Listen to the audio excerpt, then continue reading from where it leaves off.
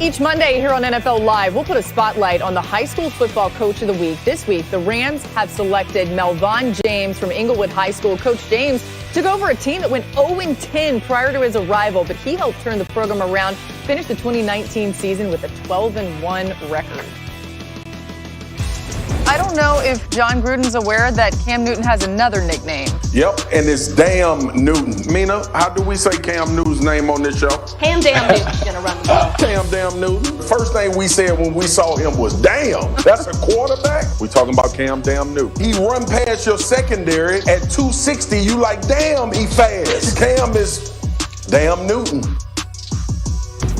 All right, so Cam's hot start had us calling him Cam Damn Newton, and then this happened. It was his second interception of the game against the 49ers. He obviously hadn't been the same since a hot start at the beginning of the season. He eventually was benched in the second half of yesterday's loss to the 49ers. And there was this point in the game, and it was after that second interception, where Marcus Spears and the group was texting, and Marcus said the dam just died. So I pointed out that at 5:28 p.m. Eastern on October 25th, the dam has died. Marcus, why did the dam die?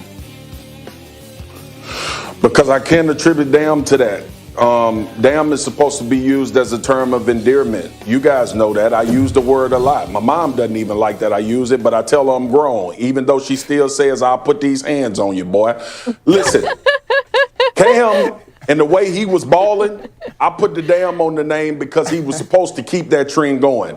It don't look good here lately, y'all. And it is one of the situations where I think a lot of not knowing what team he was signed with, the length of time that it took to sign with a team, maybe they are smarter than us. Maybe we don't know all of the things that we need to know, because it looks like a regression. And I know Dan has some stuff in Mina, but it looks like a regression, y'all. Yeah, I will say this. He still has time for the dam to come back, so you never know. He might redeem himself. You do. Cam Newton was on WEI radio in Boston this morning, reflecting himself on his poor play Sunday. Nervous? No. Scared? Absolutely not. Thinking?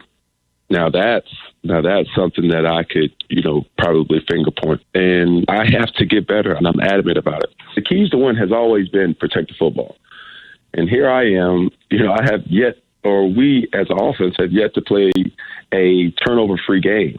That is the key to win. I'm not planning on just going out there just yigging interceptions left and right. For any type of competitor, do you feel embarrassed? Yeah. And I am as honest as I could possibly be right now. And the first thing I said, to myself coming home, I said, you keep playing games like that, bro, and it's going to be a permanent change. It's simple. I have to play better. Let's just point and say that. Incredibly honest from Cam Newton. Dan, what do you think's going on with Cam? Well, I think the reality is this, that, Cam for a long time was a guy that got away with poor mechanics because he was such a freak talent. And he was one of the best players in the league because of that talent. But as he's gotten older and as those hits have added up, the mechanical flaws start to show themselves in the simple things. Like, watch his feet. I showed this last week. Watch his feet. Look how parallel they are to the line of scrimmage. Like, his feet are parallel to the line of scrimmage. His chest is completely flung open, and you can start to see that you can see the one on his back if you're staring from the right. That should not be the case. When thrown to the left, you should have your feet a little bit staggered and driving that football as you spin almost. They spin around your lower half. And so he got away with that for a long time because, again, he was such a special talent. Now there's moments, I can point to the third quarter. He's got 2 straight throws in the third quarter to his left, to Bird that are and one's to Jacoby Myers that are absolute ropes. And his feet are staggered. His feet look like this instead of like this. And his body is pointed. His left shoulder is pointed to where he's throwing. So it's there, but there's just an inconsistency. And he doesn't have the talent or the health anymore to have those mechanical flaws. He looks really slow, Dan, and not just slow in every respect, slow to release, pull the trigger, to open receivers, even when he hits them sometimes, to Myers, slow on his feet, slow delivery. And I don't like speculating about health, but there's some really strange things happening, especially when you consider how much better he looked the first 2 weeks of the season. Take a look at this. Over the last 3 weeks, Cam Newton has simply not thrown the ball to the right side of the field. I mean, he's 1 for 8 That's not a coincidence. And it took me back to 2019 in the first 2 games, back when he was in Carolina, and he was coming off that Liz Frank injury. Back then, he was also either not throwing to his right or inaccurate to his right. Now, I'm not saying those things are necessarily connected or suggesting that there's something wrong with his foot, but it's really unusual for a player to completely avoid one side of the field the way Cam Newton has over the last few weeks. I don't know why. I don't have an explanation, but he can't sustain it. Yeah, that chart is shocking there. Hey, guys, let's get some breaking news here, and we've got Adam Schefter for that. Adam, you told us we'd have an update on Kenyon Drake, and now you've got it.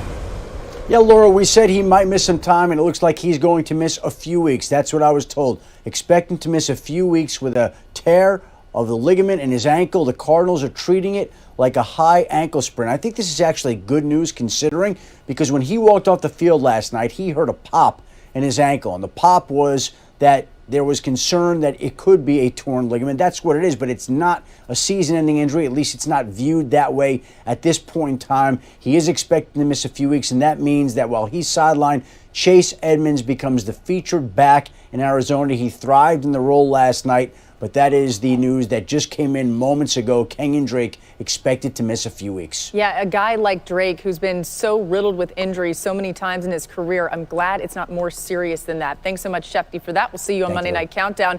And it's almost a rite of passage for a quarterback to be sacked by Aaron Donald, yet Nick Foles apparently never got the memo. Will he continue to evade the league's best pass rusher? Game picks are next.